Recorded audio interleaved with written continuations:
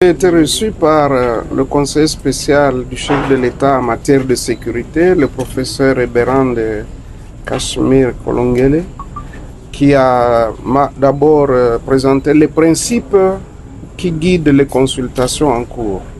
Mais d'emblée, j'ai commencé par lui présenter les félicitations pour son élévation à ces hautes fonctions dans un moment tout à fait particulier de notre pays.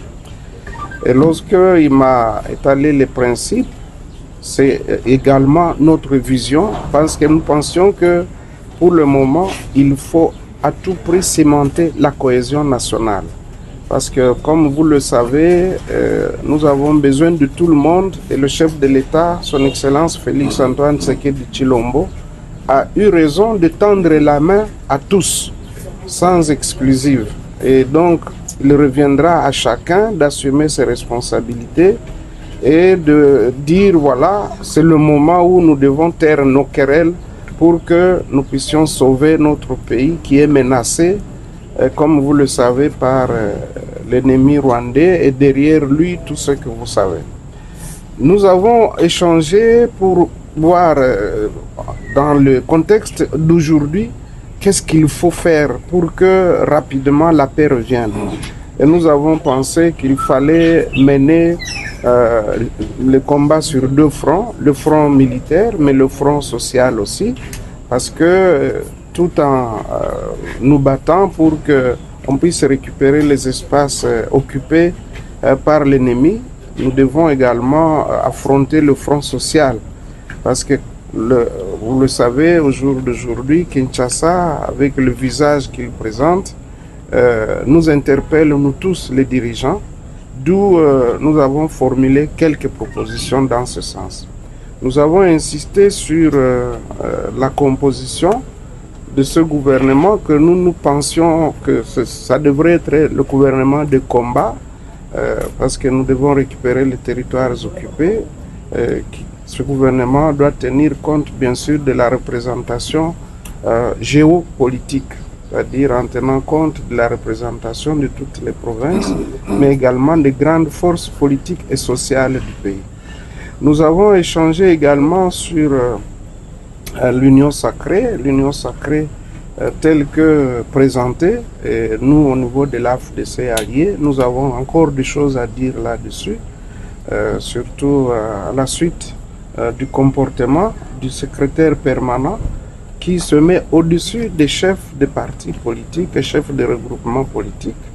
Ça, c'est quelque chose d'inacceptable. Un secrétaire reste un secrétaire. Ce n'est pas à lui de se donner le rôle de dirigeant.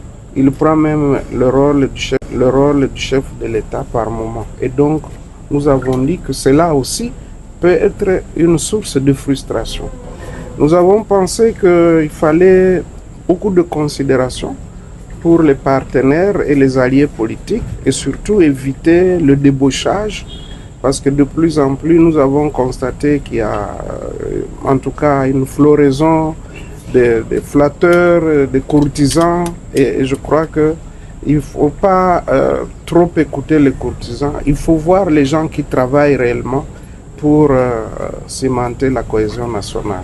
Et donc, nous, au niveau de l'AFDC allié, comme vous le savez, nous soutenons avec force le chef de l'État, son Excellence Félix Antoine Tshisekedi Tshilombo dans son combat pour le retour rapide de la paix. Et nous avons dit que toutes les voies sont les bienvenues pourvu qu'elles nous conduisent à la paix. Donc, toutes les voies, que ce soit les négociations directes avec ceux qui nous agressent, que ce soit les initiatives comme celle de Senko et CC, que ce soit l'initiative de Doha, que ce soit l'initiative de Nairobi et aussi la cohésion interne, toutes ces voies-là doivent nous permettre rapidement de revenir aux fondamentaux pour que nous puissions bâtir une fois pour toutes une armée solide, parce que sans armée, tout le monde viendra toujours nous enquiquiner, et donc nous devons en être conscients pour que nous mettions l'accent sur la bonne gouvernance dans tous les secteurs, en commençant par le secteur sécuritaire et les autres secteurs de la vie nationale. Voilà ce qu'a été notre rencontre. Merci. Amis du M23 vers la patrie et déposer les armes pour qu'ensemble on reconstruise la République démocratique du Congo. Et qu'on dise au Rwanda, on ne va pas vous déplacer là-bas et à l'Ouganda. Nous sommes des voisins, on va les demeurer jusqu'à la fin du monde. Et il vaut mieux vivre en bonne entente qu'être des protagonistes chaque jour.